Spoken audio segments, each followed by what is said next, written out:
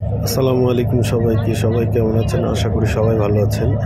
আজকে একটা দুঃখের বিষয় বলবো। আজকে যে একটা পরিস্থিতিতে পড়েছি, আমি প্রথমবারের মতো আমি আমার অফিসিয়াল কাজের জন্য দ্রুত আমি ভারত থেকে বাংলাদেশে যাওয়ার জন্য আমার ভিসাতে যেহেতু চ্যাংড়াবান্ধা পোর্ট উল্লেখ ছিল, তো সেই জন্য আমি শিলিগুড়ি থেকে চ্যাংড়াবান্ধার দিকে রওনা হয়েছিলাম। তো যখন আমি শিলিগুড়ি থেকে চ্যাংড়াবান্ধার জন্য রওনা হয়েছি, তখন গাড়ি মানে একেবারেই পাওয়া যাচ্ছিল না। কারণটা আমি জানতাম না।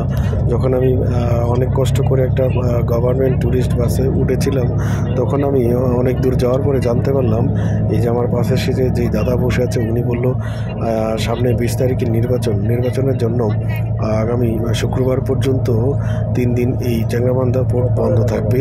তখন আমি জানতাম না, উনি শুধু বলছে নির্বাচনের জন্য সবাইকে ছুটি ঘোষণা করেছে। তো আমি সেখানে যখন পৌঁছানোর পরেই আমি সাথে সাথে জানতে পারলাম চ্যাংড়াবান্ধা রুট বন্ধ। তো অনেক রিকোয়েস্ট করলাম, কোনোভাবেই তারা মানছিল না।